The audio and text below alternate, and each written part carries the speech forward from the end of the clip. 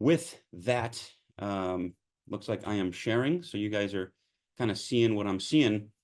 A little bit of a special day today, a little bit of a bittersweet day, and I think Bill already alluded to it, but I'll jump right into it. So some of you know I'll be making the switch from MAR over to MNR. So I'll be transitioning from the local Minneapolis Association over to the Minnesota State Association. So this is not a goodbye, but it will be a hello from a different place and a different email address. The physical address is only about a mile up the road there, so not a ton of change there. There will be a lot of valuable things and resources and services that stay here that Jackson will be leading with with staff, and then there'll be a few things that kind of come with me. And so just be watching for that. Make sure you're checking newsletters. Make sure you're just kind of tuning in to see some of those differences. And we're still working out some of those details. It sounds like this major monthly webinar will probably go with me, and it'll stay high level. But then Jackson's kind of talking about maybe doing quarterly or twice a year, something where it's a little more granular look at the local markets and neighborhoods and cities and stuff like that. So I guess all I'm saying is just pay attention. The things that you've come to love and rely on aren't going away, but they may be changing locations a little bit, and the link to sign up may change a little bit. So just watch your email, pay attention, and check the websites. And yes, a big thank you to Mar. I've been here, 14 and a half, almost 15 years. I think it is 15 years. And I'm going to climb out on the skinny branches and say that's a good long time. And so just a big thank you to Mar for everything, for the support, for supporting my growth and my passion, and helping me serve members, serve you guys with the market intelligence that you guys need to do your jobs, to plan your business, and to help your clients. And we talk a lot about other big stuff and benefits, like closing the homeownership gap, which still has a ton of work to be done in order to achieve success. But there's a lot of other good things and good reasons of kind of why we do the work. But obviously, members are first and foremost. So thank you to all of you, and thank you to Mar. And again, not a goodbye, just a little bit of a hello from a different place. All right, let's get off enough with all that mushy stuff. And Bill, thank you for the kind hearts. Thank you. Yes. Okay. So let's start here, guys. I've got a lot of wonderful slides for you. I worry a little bit about getting through all of them, so I may skip around just a tad. But something I want to show you guys, I think all of you are aware of it, but just in case there's anyone newer on the webinar today, check out our fast stats, you guys. Go to our homepage, mplsrealtor.com, and you can either click on market data up here, or you can scroll right down and you'll sort of see that market data section.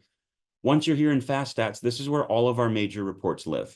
So the LMUs, local market updates, the weekly, the monthly. We just went live with our monthly release on Tuesday, where we sent out all of our numbers to the Strib and Care and CCO and Fox and Business Mag and Business Journal and everybody, even Pioneer Press and others. I actually like the Pioneer Press. And so that all went live. And so that's our way of sort of leveraging the MLS data, your hard work, to disseminate that to the media, who then distributes it to the public, and they get to see kind of where it comes from, what's happening, why is it so important to kind of use the data to kind of help us understand what's going on, and the importance of using a real estate professional in the largest transaction of your lifetime. Would you DIY your brain surgery? Probably not. Would you DIY, replacing your transmission?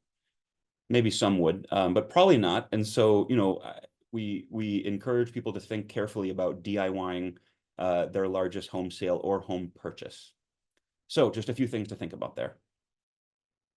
Watch out, Lawrence. Oh God, I have so much respect for Lawrence. I do not ever think I could do exactly what he does.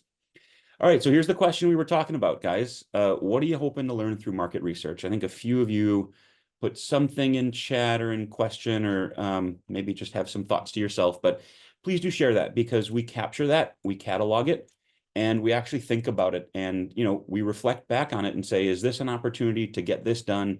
Can we somehow add this to what we're doing? Can we somehow bring that in a way that benefits you guys, members? And by the way, if you have an idea, it's pretty likely that, well, let's see, with 91, 9,200, call it 9,000 other members, if you have an idea or a desire, there's a pretty high likelihood that a dozen or a couple dozen or maybe a couple hundred or even a couple thousand others have that thought, idea, desire, need, whatever. So please don't discount that. We really appreciate that feedback, and it helps us be better. It helps us do kind of the next thing, the next needed thing. All right, let's jump into some of the gritty stuff. Some of you have seen me show this before, but I want to put it up again because it's important. Housing supply is structural. Housing demand is cyclical. What do we mean?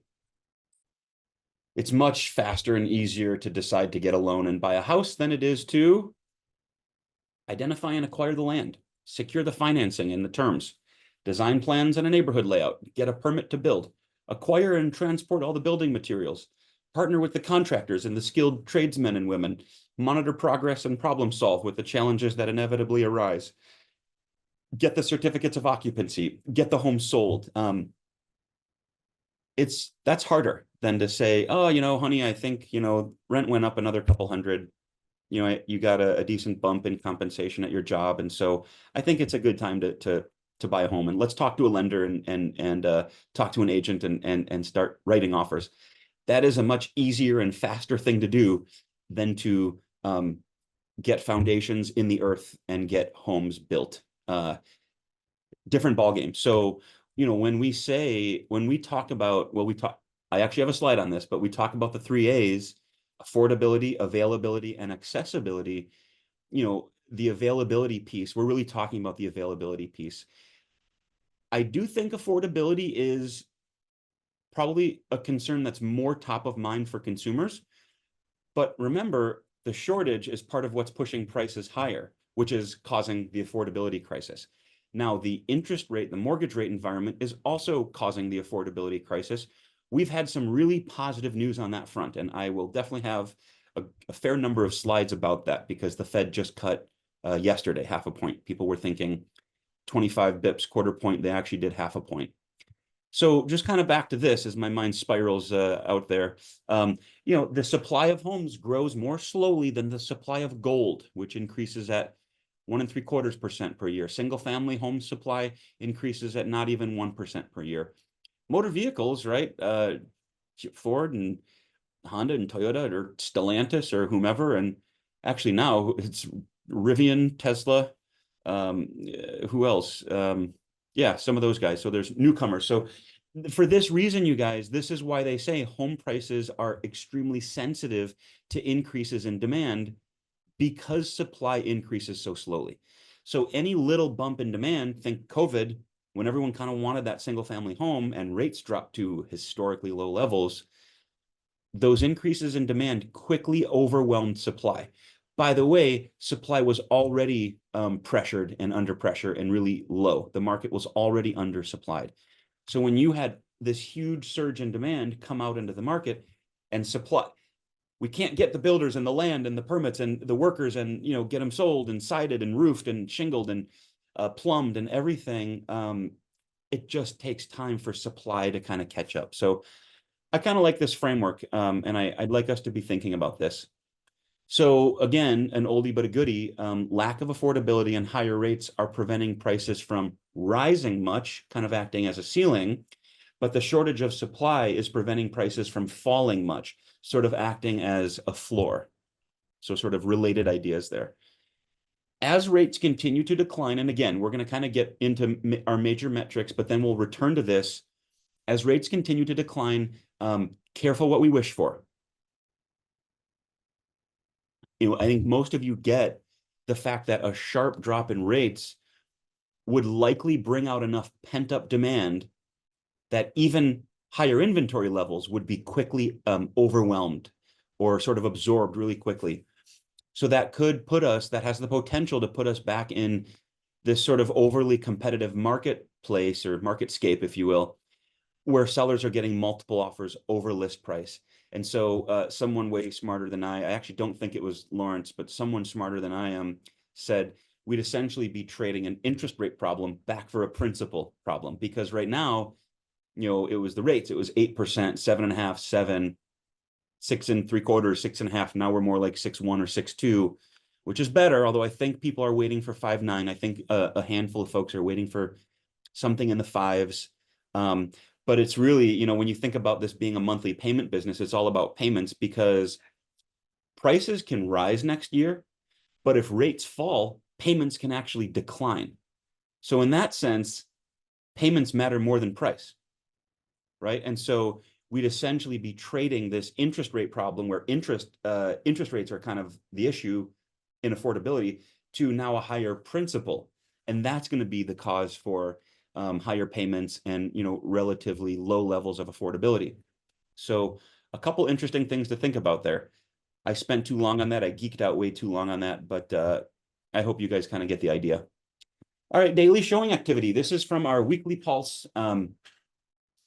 I really think it's a tremendous little report. We do a little write-up on it, just a couple quick 3 or 4 pointers.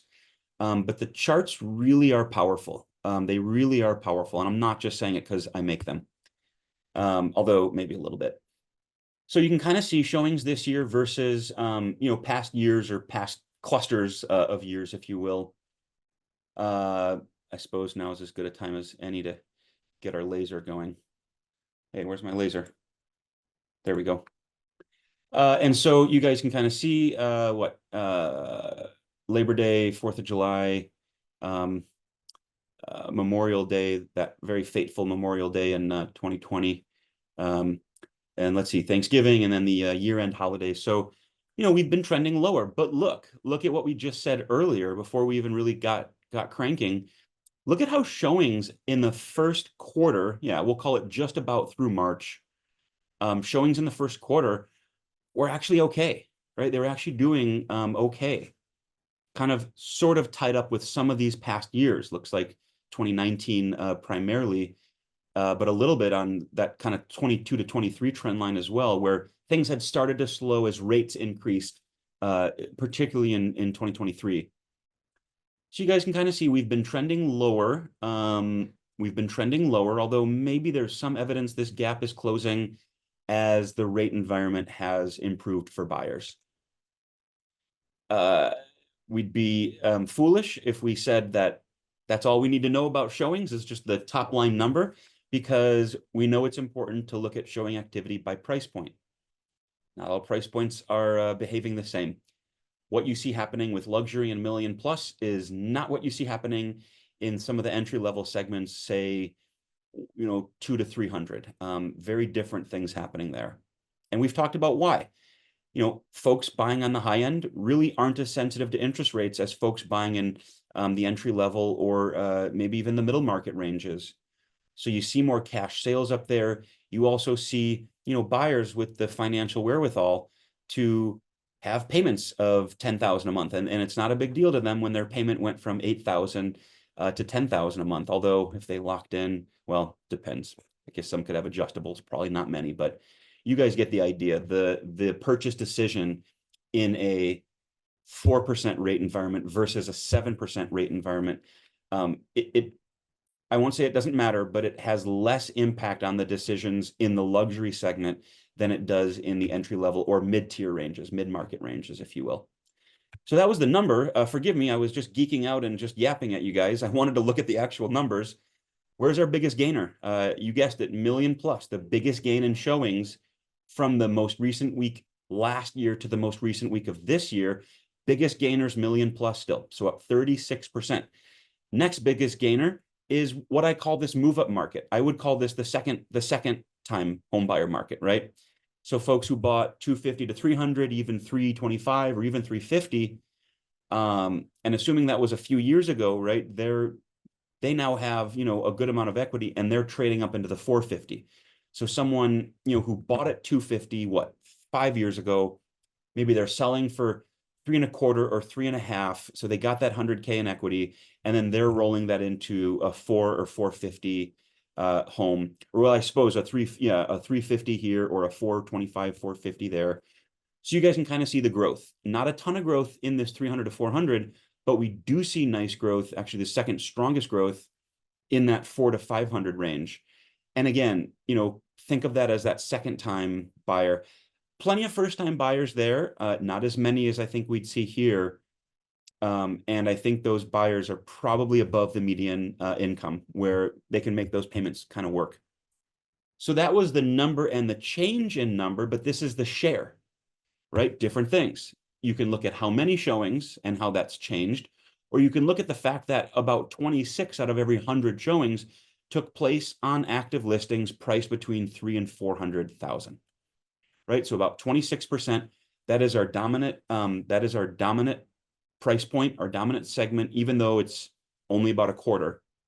And you guys can see, where are we losing share? Losing share in the affordable entry-level segments. We are gaining share as you move up the price ladder, right? In fact, we've had all gains and in every price point above 300. I'd call 300 to 400 pretty flat, 25.8 to 25.9. I don't think any of us would write home about that. But you really start to see some gains as you get over 400. So this is consistent with what we've been seeing. Slow down in entry level because there's not the inventory, and the affordability picture is in many ways hardest there. And then gains and growth as you get into the high end, in the kind of above the midpoint, which is what, 385, 390. But especially as you get into, up into the real luxury brackets, especially million plus, where you see tremendous growth. All right, so new listings, I think we're going a little too slow, to be honest with you guys. So I'm gonna kind of start cranking a little bit. New listings, 2024, kind of looking at how we've compared to past years. Right, look at the COVID signature in that 2020 to 21 trend line. Look at how much activity just flattened. But then it was kind of shifted toward the back half of those years. And so kind of interesting to see. New listings, guys, we've had this gap. It looks like that gap could be closing, although know that we use, what do we use here, Jackson? A fourth or fifth order polynomial smoothing for the trend line of best fit. And so it's never perfect, but just keep watching that. Pending sales. So this is important, guys. Notice how we're closer on listings to, last year. We're closer. Pendings, however, we're not as close, right? Because sellers are saying, well, okay, maybe it's time to get my home on the market. But buyers, especially first-time buyers, are saying, well, let's hold off. Let's wait for rates to break, down to low sixes or high fives or whatever.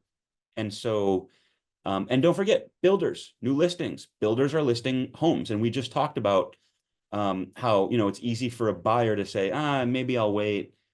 But a builder, if they're already kind of down the line, they have to kind of finish up the process, at least most of the time. So be thinking about that as well. All right, this one's a little geekier and a little more, a little bit more to look at.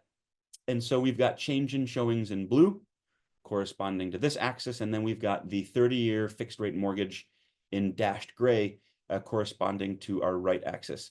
I swear I got this fixed. I swear to God, I fixed this at least twice. This is 7% and this is 6.5%. I'm not sure why it's still showing decimals. Forgive me. But check this out. Here's the important piece. Well, you could even, well, I'll use this one, but we have a more clear visual. Look, you guys, December, we talked about why the first quarter was strong. Look at when rates really started to break down from 8%. In December, we started to get some sort of encouraging inflation readings, and, the bond market, maybe a little bit in conjunction with the Fed, although the Fed hadn't made any moves then, but sometimes it signals, or, the conferences, and there's other kind of soft indicators of whether dovish or hawkish. But when we saw rates break from 8 to, 6.5 before kind of going back to 7 and change, look at this, guys. Look at this break in rates. Look at how that correlates with a surge in showing activity. That's exactly what we'd expect. That's exactly why we're watching it. And then more recently, as rates have been sort of heading down, I guess a little sticky until the last, really the last few weeks, the last month or so, we saw showings didn't quite respond as we had thought they would.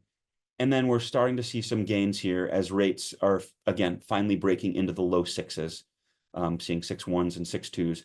starting to see this gain in showings. And you guessed it, just about halfway up to 20%, about a 10% increase.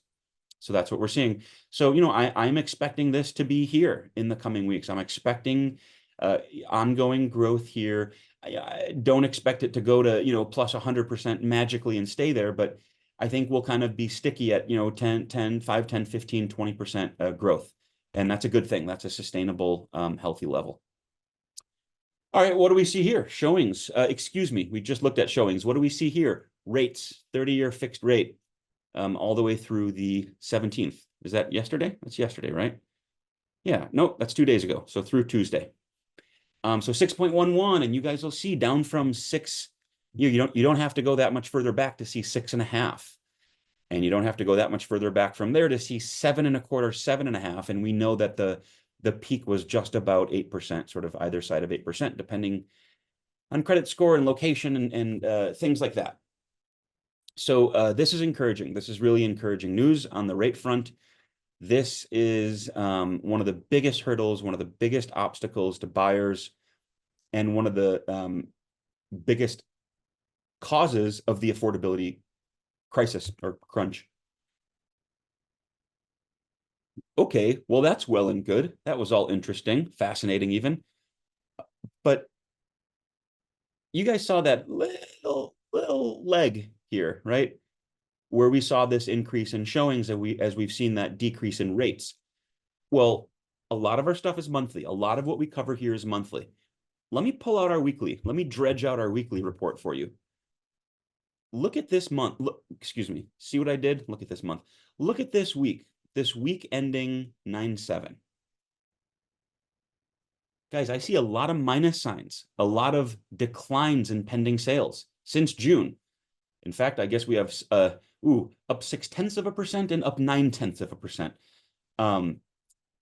I guess I'm calling those flat, and everything else is kind of down. So we see some fairly significant declines, right? 12, 16, 8s, 10s. And then what do we see? For the first time since June, actually well before, we could do that easily, but this is the largest year-over-year weekly gain in a while. And if you're wondering why, you gotta think rates have a lot to do with that. And so that's a positive. So be watching this. So look at the year ago trend line in dashed versus the current trend line in solid. Solid was below, I guess, kind of just barely here. And now look, last year fell below, and this year's been, I guess, a little more stable. So sometimes it feels like we're splitting hairs by calling out this one little itty bitty weekly number. But if you're wondering what's going to happen with September numbers when we report on them in October, or October numbers when we report in November, this is a good leading indicator. If every week in September starts to look like this, you can expect an increase in pending sales on a monthly basis. So, be watching the weekly activity because it is a great leading indicator for the month, which, if I'd say it's a great leading indicator of the year, but, it speaks to this broader picture of kind of what's happening and the market dynamics. And remember, any week can kind of be wonky. Rates did something, the weather did something.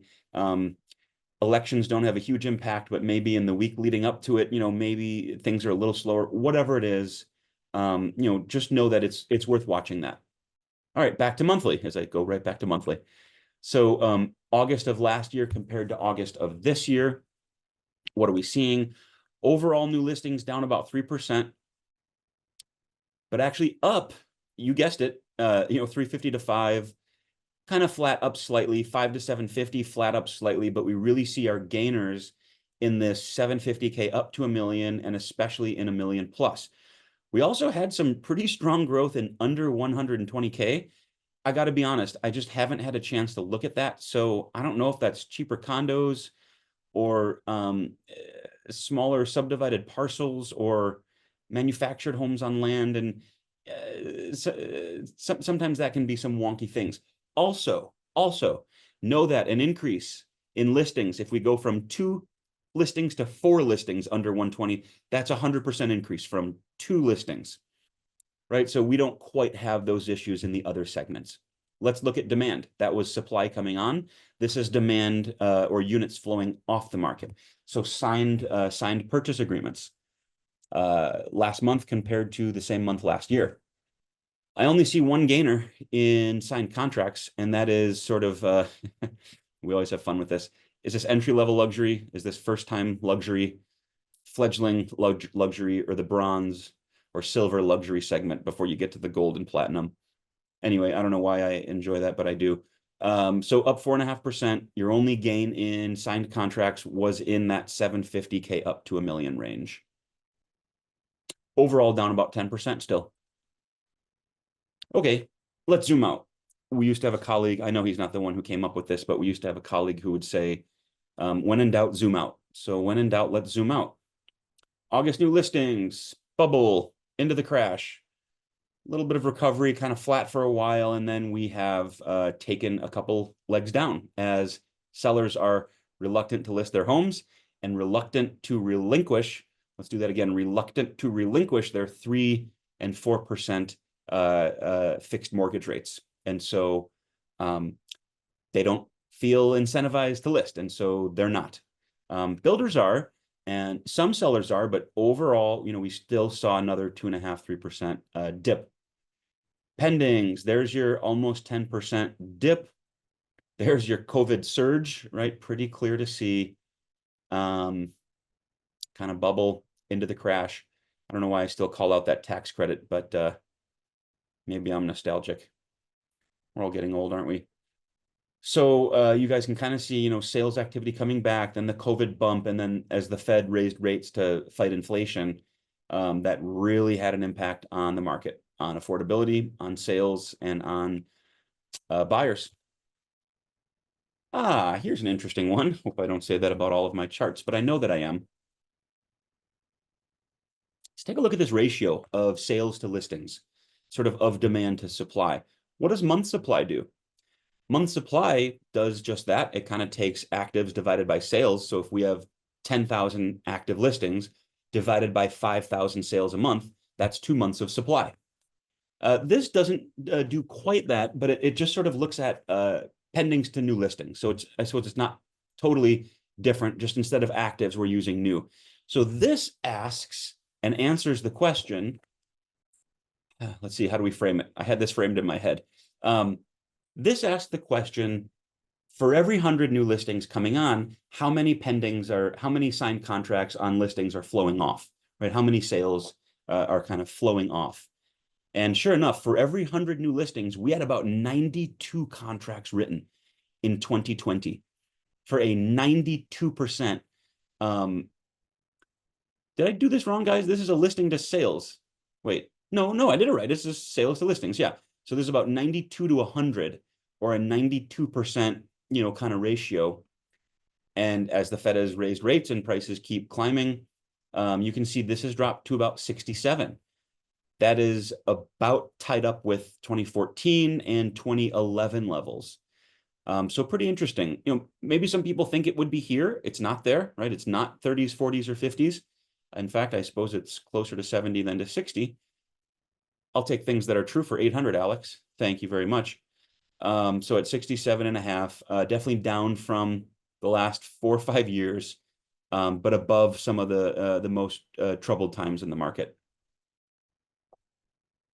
Yeah, closed sales, pendings are a good leading indicator of closeds. As you see things change, as you see the impact, we already saw it in the weekly. I expect to see it in the monthly. As you see this impact of Fed rate cuts from yesterday, bond markets kind of cooling, and inflation expectations cooling, that has pushed rates down. That'll take a little bit to trickle down, not long, but that'll take some time to trickle down. And we'll see it first in pendings, and then we'll see it in closings. So always look pendings first. Closings, this is what hits the closing table, though. And sometimes there's a 30-day lag, 45, 60-day, just kind of depending on, the close time between contract and close. Okay, CDOM, cumulative days on market, another one of our usual suspects here, up to 20 days. That's up a third, right? So we were 3 weeks on market, 21 days. Then we were a week and a half on market, 10 days. Then we were back to 2 weeks on market. And now we're about back to 3 weeks on market. So 20 days is pretty much tied up with these 20 days pre-COVID, right? Pre-pandemic. And yeah, I say this again and again. I don't care if you watch Fox News or CNN. Both of them are going to say market times have doubled in just the last few years. Please click on our ads. Please click on our sponsors, right? And so, yes, market times have doubled from 10 to 20. That's a fact. That's a fact. What that leaves out, I call it a lie of omission. I think that omits an important part of the picture, and that is that market times are really just back to pre-pandemic levels, back to 2018, 2019 levels. Imagine if you only showed someone this chart starting in 2021. Oh, well, 4-year history, and I only show market times rising and rising, so I guess we're stuck in our home forever and we can never sell it. That is not the conclusion that I would make from this chart. And you guys, as talented and brilliant agents, get to use this math and science, but then use a little bit of your art form to communicate and convey that exact thought to your people, to your clients. August median price. All right, stop geeking out so much, David. God. August median price. Everybody likes the money and the dollars, so we show it in green. There you have it. There's our about 2.25%, 2.5% gain, coming in at 2.4, increasing from 380 to just about $390,000. You guys can see we do some 5s, some 2s, some 5s, some 6s, a 7, a 7. Then we see a 10 and an 11, right? Those are outliers. Those are the exception and not the norm. Then we kind of got back to 6, and now we're kind of seeing some 2s again. Remember, I think inflation just dropped to 2.5 or 2.7, but for the longest time, we were sort of flatlining at 3 to 3.25, 3 1/3. And so 3% inflation. So prices are up 2.7%, but inflation is up 3%. What does that mean? Real home prices actually fell, right? Real home prices technically fell just a little bit. Sort of another nerdy economist thing, but just know that that's kind of a thing that happened. Yeah, so that was just for the last, what? That was for every August all the way back to 2003. So what is that? 21 Augusts. This is for every month of every year going back to 2004. And so each one of these bars shows year-over-year change from the same month last year. You guys can see when things were recovering. You can also see the COVID surge here. And then you can see when the Fed poured the cold water of higher interest rates on the market. We actually had a month or two of very slight declines, but it didn't result in a yearly decline because the other months of that year sort of brought the year up as a whole. Looks like we were kind of improving a little bit, and then we sort of weakened a little bit over the last 3. Let's keep watching this and kind of see if we can settle into maybe a 3 to 5, a 2 to 4 or 3 to 5% range. I would not expect to see 10 anytime soon, unless, and this is something we'll talk about, unless rates really drop quickly and you see this demand coming, as we say, coming off the benches and onto the dance floor in a way that overwhelms even our additional inventory. And unfortunately, well, fortunately for a seller, unfortunately for the buyers, that could push prices higher as we see multiple offers over list price. PPSF, won't spend a ton of time on this, $200 per foot. I don't care how many feet you have. I care what you're paying per foot. And so sure enough, $200 a foot times about 1,900 or 2,000 square feet equals just about 390, 400K. And so sure enough. All right, let's keep trucking. Original list price. And remember, original. Sellers are getting about 98.7% of original. That is down from the 102.5 during COVID. I suppose 100 1/3, 102.5 during the COVID years. But 98.7 is pretty similar to 99 and 98.5 seen during some of the pre-COVID years. And by the way, those were pretty strong years. Pretty strong years where we were seeing, record sales and record activity. Percent of current list price, original versus current. Jackson and I were just talking about that the other day. What this is telling us is once you're priced right, once you have a price reduction, assuming one is needed, then you're selling at 100% of your current list price. Except for that one crazy time in 2021 where even after a price reduction, you were getting almost 102% of current list price. What a time to be alive, ladies and gentlemen. August inventory, we used to have 37,000 active listings. We now have 9,800. Hooray. I am encouraged by the fact that we're up 13% from last August. I'm not super thrilled with the fact that we're kind of bouncing up and down on the floor here, at least what sure looks like a floor. You know, buyers can and should take some comfort in the fact that, you know, August inventory levels are the highest they've been in 5 years. It's nice to be able to say that. Even that extra inventory will evaporate quickly if rates really drop suddenly to 5 or 5.5, and we start to see this demand, all this pent-up demand really start to appear. All right, month supply, kind of a similar story, 2.7 months of supply. That is the highest figure in 5 years. That is a nice thing to be able to tell buyers. It's also nice to be able to tell sellers that they still are in a position of strength, right? 2.7 months is still undersupplied. We're still looking for about 4 or 5. 6 starts to get kind of oversupplied, but 4.5 to 5.5, you know, really 4 to 5.5, even sure, call it 4 to 6 months is pretty balanced. So we're still undersupplied. And guys, remember when we had 10 and then we blew right past 5 down into the 3s, and so you guys can kind of see what's been happening. So summer market was slower than expected as rates sort of remained stubbornly high and sticky up there. But there is definitely evidence that things are changing. And so we're going to get into a couple of those things. I am a little sad to say I'm starting to run out of time here. 13 minutes left. Yikes. Percentage of sales with a price reduction. Jackson and I were also just talking about this the other day and ways to improve this methodology. And so you guys can see, right? Well, let's start here in the crash, 08, 09. Why is my Outlook saying things? 08, 09 and 2010 and 11, right? 40 to 50% required a price reduction. How about into COVID? Only 10%, right? Because you were getting multiple good offers, many cash. It was just a fine time to be a seller. And now we're seeing a little more than 1 in 5 listings requires a price reduction before it goes under contract. That is the highest level since 2017. So that's something, right? That's something. Now, on the buyer side, I don't know that I would wait on that listing that you love. I don't know that I'd wait for price reduction after price reduction.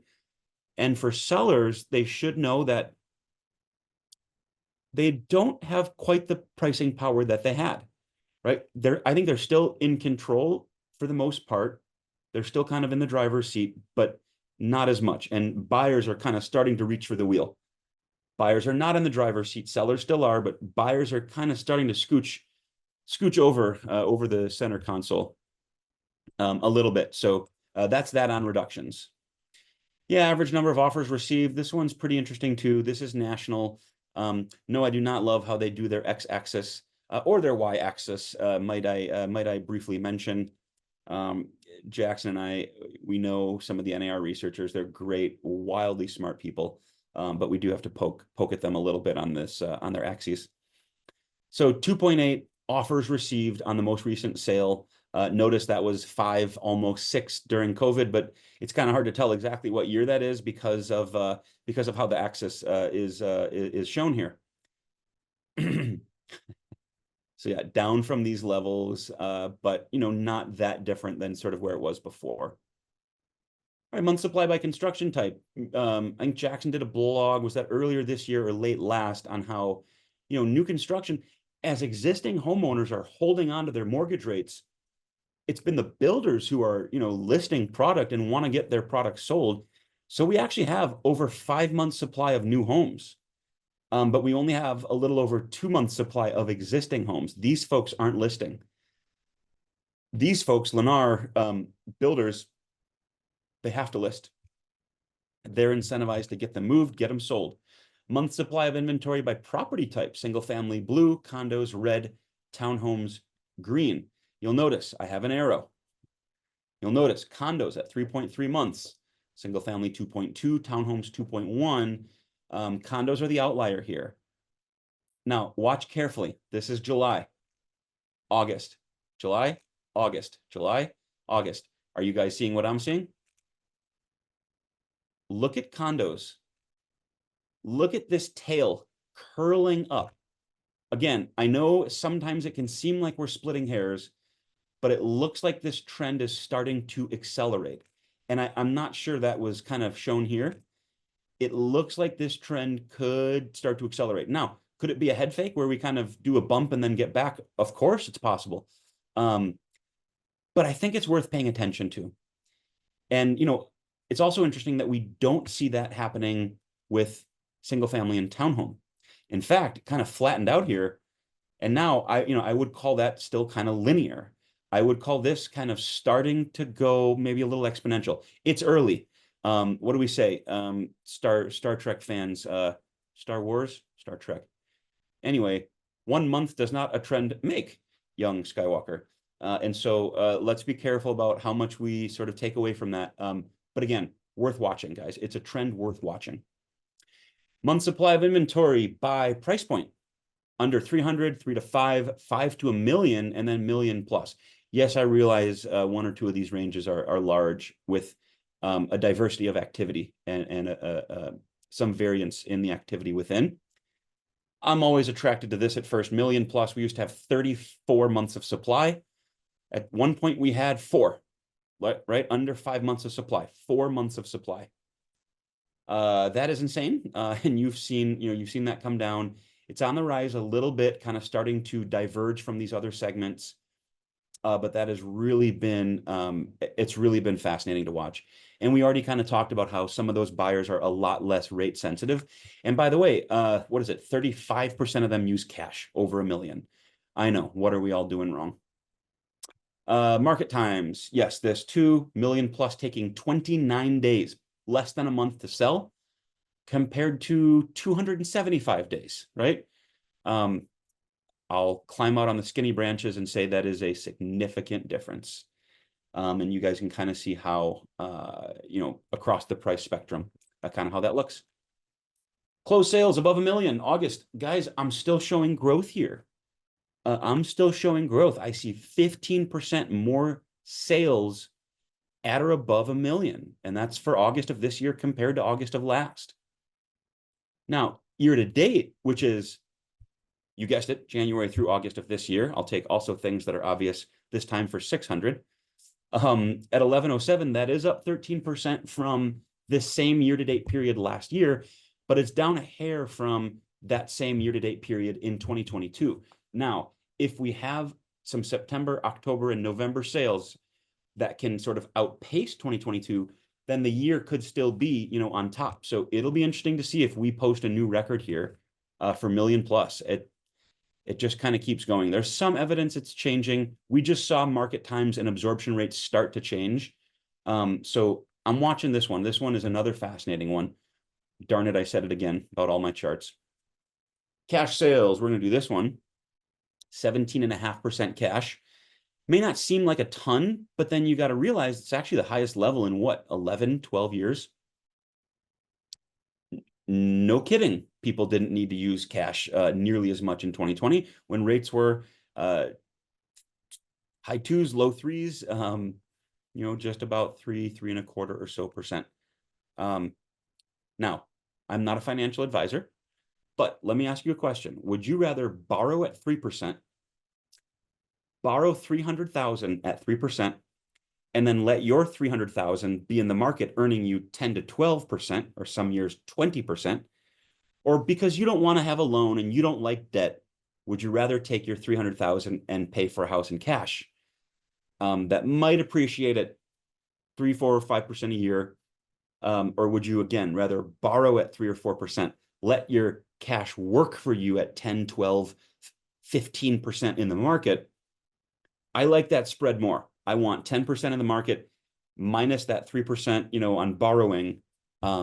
That's what works for me. I'm not a financial advisor. Do you, and tell your clients to do what works for them. But, I would get phone calls. Is this a good time to buy a home in cash? I said, well, do you want to retire and do you like your assets growing? And if so, I would leave my cash growing and take a really cheap mortgage because that makes sense. But again, I'm not a financial advisor. Why did we skip here and back to here? Let's forget that. And why are we now skipping back to a million plus? Forget that, forget that, forget that. All right, a little sloppy there. Cash deals as a percentage of all sales. Look at this, million plus only. What did I say? 35? Excuse me, 34.7. More than 1 in 3 million plus sales is transacted entirely in cash, no loan, entirely in cash. I mean, I know it's been higher than the rest of the market, but particularly here. What was that tax deal? There was something with the Tax and Jobs Act where you could, was it you could write off the first million or something? So there was something in the policy world that that sort of skewed things here. Cash deals. How about condos? Wow. Over 41% of condos are done in cash. So there's your 14% single family and about 23 for townhomes, which leaves us in the middle at 17.5%. I asked a couple people about condos, and more than one attributed it to the generational wealth transfer that's underway, and that some of that wealth transferred from the boomers, a fair amount of wealth, might I add, transferred to the millennials and I guess Gen Xers and millennials.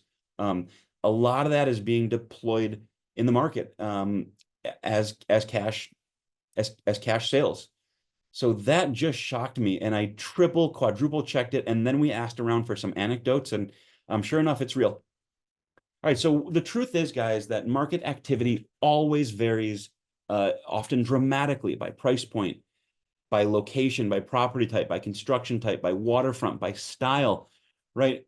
I think it's still worth noting that rates are the main factor driving this market, but there are 3 A's: affordability, availability, and accessibility. Inventory is availability. Down payment assistance and having sufficient income to buy a home and to be well employed, that kind of speaks to accessibility. Affordability speaks to payments, and it's that first A that seems to be the most salient now. Why? Well, what do you mean? Well, I thought it was home prices. Well, prices can rise from this year to next year. I actually think this is a possibility. I expect prices to rise from 2024 to 2025. However, it is possible that payments could actually come down. Let me say that again. Prices can rise into next year, and yet the average mortgage payment could actually come down. Why? Rates, right? Rates. We actually saw that several times over the last 15 years. We saw prices rise, but payments were actually flat or down. This is a monthly payments business. In some sense, payments matter more than prices. I'm willing to buy if the home is $350 this year, maybe it's $370 next year. That maybe I'm fine with that. If the rate environment's better, or if my income grows, which hopefully everyone's is, you can stomach those payments. You can afford those payments. So I think that's really the primary. I think that's so central right now. I really, really do. Okay, let's skip into, well, let's see. Oh God, we're at time, guys. I want to be sensitive to time. Let's do just a few rate things. Let's just real quick do a few rate checks. Average rate, 30-year, 15, FHA, jumbo, 7.651, ARM stuff. Look at the 52-week range. What is it right now on the 30-year fix? 6.22. What's the 52-week range? The lowest, 6.22. You're at the lowest. In fact, I think it's the lowest since May of 23. So what is it, coming up on about a year and a half low. So that's really encouraging news, guys. 6.1, 6.2-ish. We're seeing that, just so you guys can kind of see the longer term trend and pattern. And now this one only goes back to 17, so you can kind of see the shorter term, relatively recent pattern. There's your rates flirting with just about 8%. Don't forget they touched 5 in 2018, and if we're 6.1 now, And if we can manage to squeak out 5.6 or 5.7 or 5.8, here in, well, not yet, but in the fourth quarter coming up in 2 weeks, you know, we were at 5, not that many years ago. And so if we can be in the 5s again, I think that'll be a threshold. I really think there'll be people who aren't happy at 6.1 who will be thrilled at 5.9. Now, does that make a real difference? Yeah, it's a real difference. Is that super, super significant? Depends on your price point and your income. But I think it's more psychological, to be honest with you. I think, well, I'm not going to get in the 6s or 7s. I'm going to wait for the 5s. I think it's kind of psychological. My lender 10 years ago, 11 years ago, said, when he originated me at 4, I think we refinanced to 3.3 or something. And he's like, this difference, it's good. It's backyard barbecue talk. But it doesn't make as much of a difference in those little increments, as you think, but expect to have a wave of refis when we get down into the 5s. So look, rates really broke this trend, and then they were kind of up and up, and then they really broke down on that trend line. And we've been, it's been encouraging sort of ever since. All right, guys, last few here, just starting to wrap up. Fed cut just yesterday. Fed announced a 0.5 point cut in their in their FOMC Federal Open Market Committee in their target rate, their target federal funds rate. Homeowners rushing to refinance. Mortgage rates will probably keep falling. Mortgage rates drop to their lowest level. Mortgage rates to the lowest level. Mortgage rates falls to the year's lowest level. I hope someone can remix that and make that into some sort of mixtape. Well, what's going on? Well, it's because CPI is down. CPI inflation was, much lower than it has been. It sort of finally broke, and it's in the Fed's 2% target. Now, housing rent and owner's equivalent in rent, which is not the greatest measure of home prices, but it is a measure of kind of home prices and home costs, is over 40% of CPI. Oops, guys, I'm sorry. I think they reweighted that again. This is a few years old. I think it's more like 40. It is not quite that high, I don't believe, but I think it's still about 40%. So what was the biggest factor pushing inflation a little higher? It was housing. Nothing was up as much as housing. And so that is kind of still one of the sticky parts. All right, last couple, guys. We're wrapping up. We're almost there. Do elections matter? Yes and no. Overall, yes. We really don't care who you vote for, but we definitely encourage you to vote. Understand that presidential elections don't have a huge impact on the market, but a large first-time buyer tax credit or deduction could impact sales and supply, and a less regulatory environment could allow for more supply to be built. So, consequences can come from those who said elections have consequences, but in the months leading up to an election, people think, oh, I better stay put. I better not, do this. It doesn't have, it's not a major, huge thing. People talking about recession, maybe not. Recessions do not mean housing crisis. And actually, in the last 4 recessions, home prices actually rose. I will close up with my last slide here, and it's the story of 2 lumberjacks. And I like to tell this one. I don't know why, but I do. 2 lumberjacks, they're chopping wood. They both start at the same time and they finish at the same time every day. But every day, one of the lumberjacks leaves for an hour. And that lumberjack who leaves for an hour still manages to chop more wood. And so one day, the other guy says, look, we start at the same time. We work for the same company. We start at the same time. We're sort of physically the same. And you leave for an hour every day, and yet you still manage to chop more wood. Where do you go, and what's your secret? And the answer is, oh, well, I go home and I sharpen my axe. And so I'll leave you with that. Changes in the industry, changes in how people are compensated, changes in the market, changes in interest rates, changes in the economy, changes in the White House. Work on yourself through all these changes. Work on improving how you use stats and leverage them with your buyers. We just had a green designation here. At home with diversity, senior real estate specialist, buyers, get a credential, learn something new, work on yourself, sharpen your axe. It's how you're going to be, it's how you're going to achieve what you want to achieve in terms of helping people get into home ownership and growing your business while you're at it.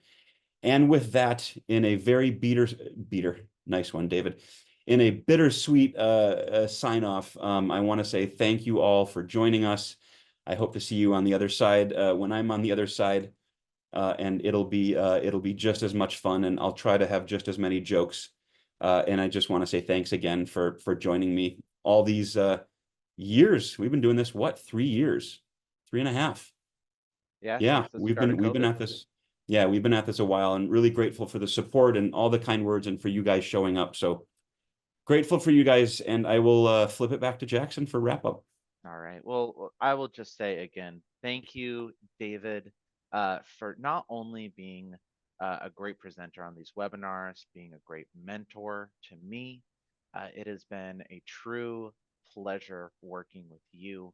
And I hope everyone else continues to appreciate the wonderful work that you do, not just only the contributions you've had here at MAR, but onto the state. We're really excited for you, and we're happy to continue working with you just in this new chapter. Definitely. Um, Thank you. Thank you.